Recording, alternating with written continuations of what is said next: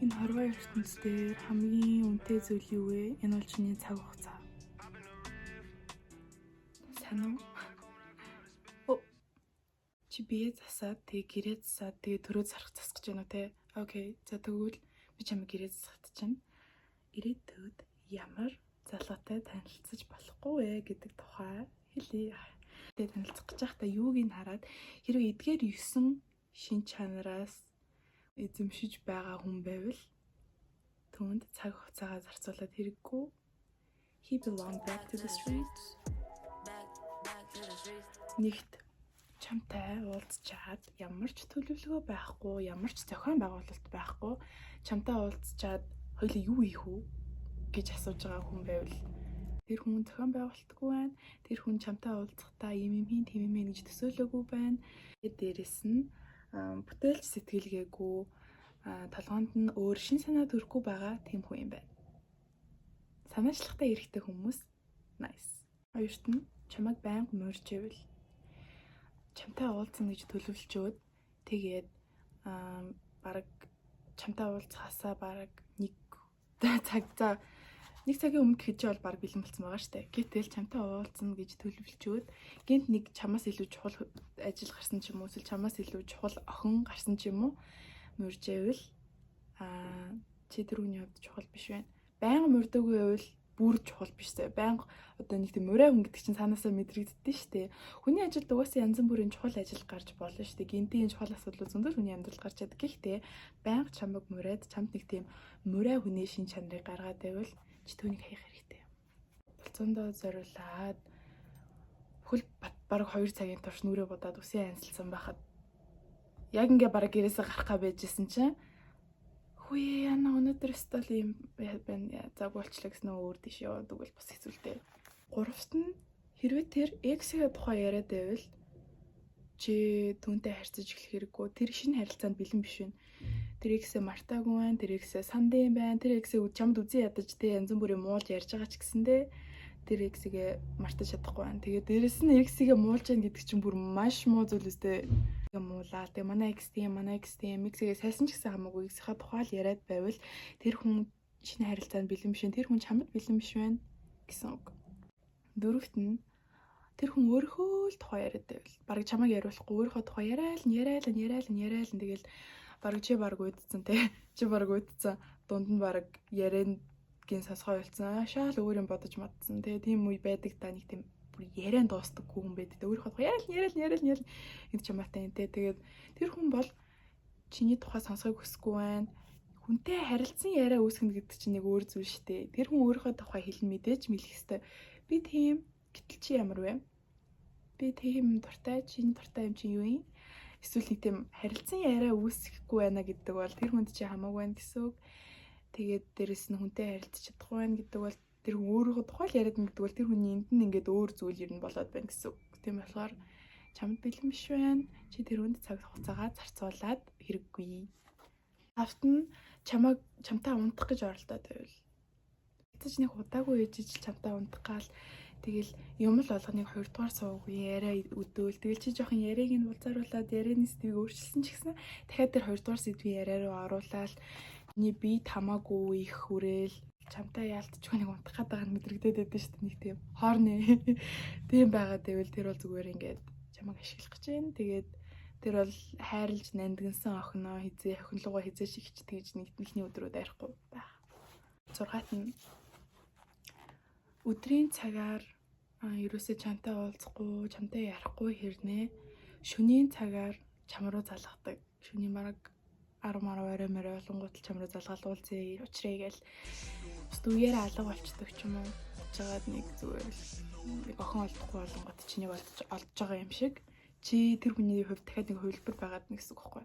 Яг өдөржингөө ажилдаа байж болно л тоо. Гэхдээ байнга шүн залгаад, байнга шүн л уулзах боломжтой. Тэгэд ер нь бүхэл амьдралд ядаж нэг 2-7 хоног, за нэг 7 хоног харна штэ. Нэг 7 хоног тэр хүний хуваар ямар үт юм бэ тэр хүнийг харж агаад. Гэхдээ ер нь анзаараад байх нэ чамд гарах цаг хугацаа шүн ч юм уу эсвэл бүр нэг хамгийн ядгийн завтай цаг нь таарад байвал тэр хүн чамд цаг хугацаа зарцуулахгүй байна. Тэр хүн чамд хадлаа гэж хандуулахгүй байна гэсэн үг. Тийм болохоор тэр залуутай харьцаа болно уу та. 7-т нь утсаараа маш их оролдоод байвал дүнтэй чи тэр хүн чамд анхаарал төвлөрүүлэхгүй гэсэн үг зөө. Тэр хүн чамайг ерөөсөө хүндэлэхгүй байна. Тэр хүн хүндэлдэг хүнийхээ хажууд эзэж уцаараа ингээд оролдоод ингээд үл ашаажих байдал. Энэ үл ашааж байгаа байдал ихгүй яг үндэ. Уцаараа оролдож байгаа нь яг үндэ зүгээр нэг тийм чухал мессеж эсвэл чухал нэг тийм ажлын тэ улсын хурал биш заяа. Зүгээр ингээд Instagram ухаал, Facebook ухаал тэгэл зүгээр нөгөө нэг фидээ шалгаал, notification шалгаал тэ ингээл нэг ингэсгээл байж байгаа. Тэгээ тэр хүн уйдаад байгаа юм уу? Яаж ин гэсэн үг? Энэ яг ямар үйлдэл юм бэ? Тэмстэй. Орчин үеийн хүмүүс угаасаа авцсандаа зантдаг ямар ч шалтгаангүйгээр ингээд уцаа хардаг тийм зуршилтай болсон гэл. Уцаа хараад бисэх л уцаа хараад. Ямар ч хэрэггүй, ямар ч шалтгаангүйгээр нь уцаа хараад тэ утдаг. Гэхдээ өөрийгөө хянч чадахгүй байна гэсэн үгтэй. Уцаа харахгүй хүн өөрийгөө захираад айтаахан явж байгаа бойнер зөндөө байгаа нэрээ шүү.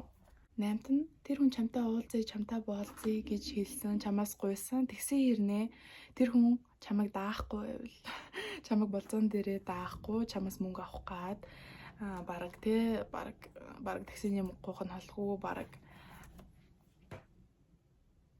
хичнээн хөрхөн байсан тэр хүн хичнээн хөрхөн залуу байсан ч гэсэн түнд битээ мөнгө зараарай. Ягаад гэвэл би бол ингэж боддог л таахны болзон дээрээ угаасаа эрэхтэй даах хэвээр нэр шүү. Баян айл төрөөгүй ч гэсэндээ нэг тийм хичээх, өсөж дэвсэх хүсэлтэй байгаа, амбицтай, зорилготой, мөрөөдөлтэй тийм залуу бол цаанаасаа угаасаа өөрийгөө илэрхийлдэг, мэдэгддэг, чамд ингээд чамайг хүндлэн цаг барьж байгаа, чамтай харьцаж байгаа гэдгээс нь ахуулаад ер нь бол чи тэр хүнийг мэдэрч чадна. Хичээж байгаа гэдгийг чи харна штэ. Дараачийн 9 дэх шин чанар руу дагуулж байна. Тэр нь болохоор ирээдүйд ямар ч төлөвлөгөө байхгүй, ямар ч зорилго байхгүй, ямар нэг мөрөөдөл байхгүй одоо ингэж сайхан чи юу хийдэг вэ? Гэтэ юу хийдэг вэ гэж бас шууд асуух хэцүүлтэй. Жохон эвгүй штэ хүнээс чи юу хийдیں гэх нэг тийм амар эдийн шуналтай юм шиг. Чи юу хийдیں? Бараг чи мөнгөтэй юм уу? гэж асуух юм нь жохон эвгүй. Тийм болохоор юу сонирхолтой вэ? Чам сонирхолтой юм чи юу вэ? Дуртай юм чи юу вэ? Гэтэл тийм банд нар байдаг штэ. Юу хийж энэ да? Юу вэ? Сонин сайхан юу хийгээл яваад нэрхөө байжлаа. Онцгой юмгүй.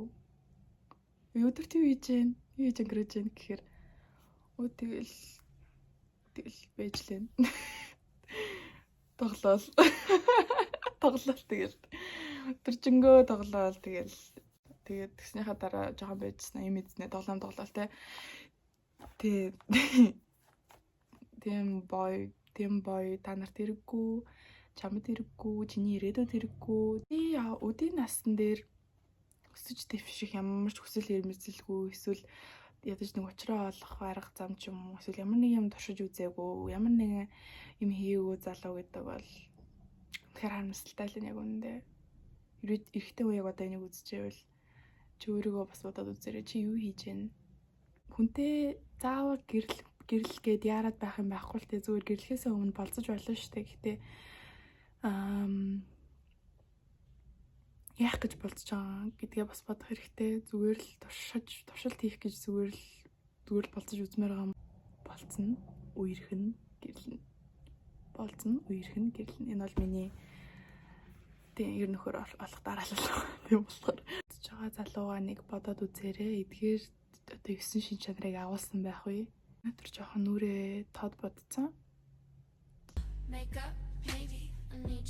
Яаж би ингэж нүрээ бодсон бэ гэдгийг мэдхийг хүсчихвэл бас би Instagram дээр жижигхэн бичлэг оруулъя гэж бодож байна. Тэгээ бичлэгийн төсөөд хүртэл цуг байж өөртөө надтай цуг анхаарал тавьсан явдалд баярлалаа. Цаашдаа илүү олон зүйлсийн тухай ярилцах болохоор намайг заавал subscribe хийгээрэй.